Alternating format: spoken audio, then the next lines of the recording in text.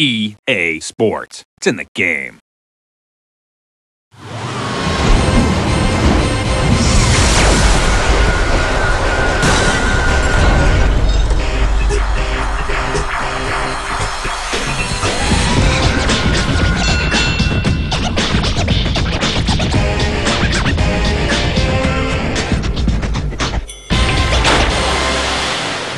Hey Madden fans, Mark Schlereth back in the EA Sports Studios in Orlando, Florida. Today we're going to talk to developers about the second playbook in the Madden NFL Playbook Series, Gameplay Part 1.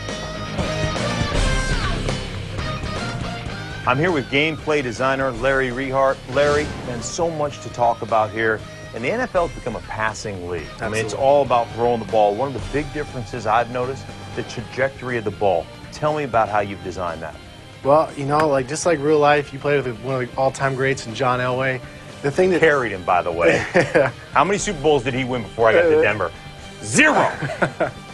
But, you know, the thing that kind of differentiates guys like him and the Breezes, the Bradys, the Manning brothers, is their ability to throw the pass with different type of trajectories. You know, every quarterback in the NFL has a rocket arm. They can throw it 1,000,000 miles per hour. But really the difference is the guys that can throw the ball, different type of touch, you know, to drop that ball in over linebackers, in between safeties.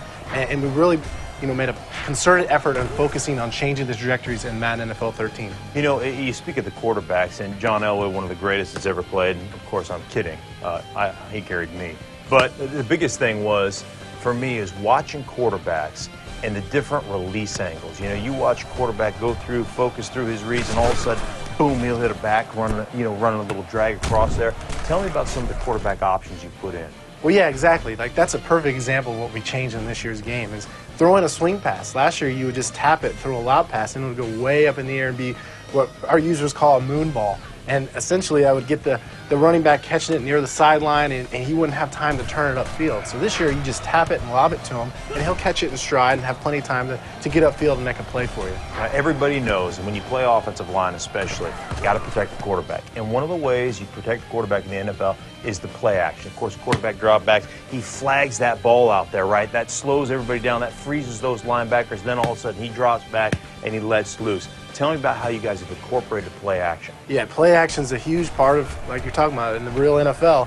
And it's been a problem area in our game. It's been tough to call. It oftentimes led to sacks and user frustration. So we kind of tuned play action in a variety of ways. The first thing is we kind of sped up the quarterback animations, the quarterback handoff animations. So if you let the play action develop, you know, the quarterback will get away from the center a little quicker. He'll get in and out of his fake a little bit faster so you can pass quicker.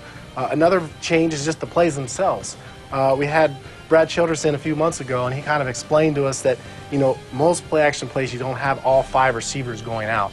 So we kind of changed the routes to have more block and release routes. So the running back, after his fake, he'll check and make sure there's nobody coming before he releases. Same thing, a lot of tight ends will stay in longer before they go out.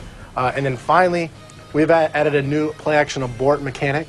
So what this allows you to do is, you know, if you're in the middle of your fake and you see like a free rusher coming, you can just hit right trigger and immediately break out of the fake, and your quarterback will set up and your running back will go immediately in the block. Oh, wow, that's a nice feature. Now, when you talk to Madden gamers, one of the big issues they had, wide receiver control buttons. Sometimes a little bit difficult for the average user. Absolutely. That's what really separates the men from the boys in the Madden world. The Madden Challenge guys, they can do that all day long, where your regular guys like myself, it's more of a struggle. So what we've done this year in Madden NFL 13 is slow down the movement and kind of help keep the user on path to where the ball is going to end up.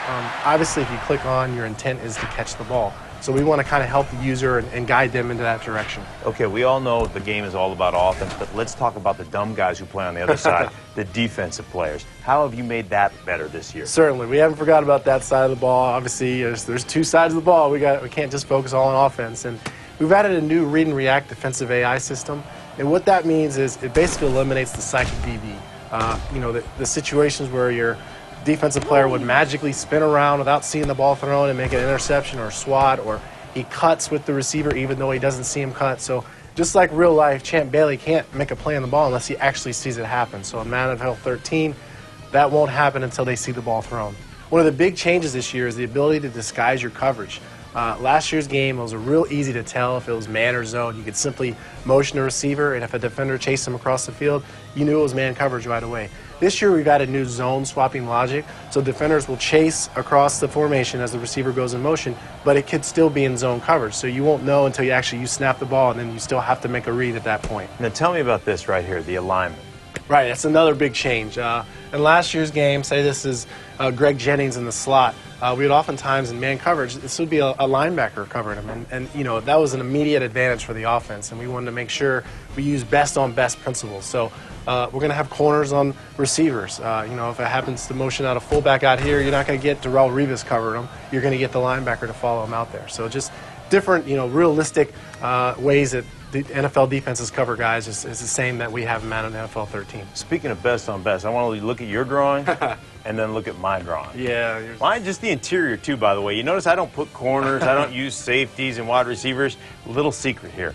The further you get away from the football, the less you actually know about the game.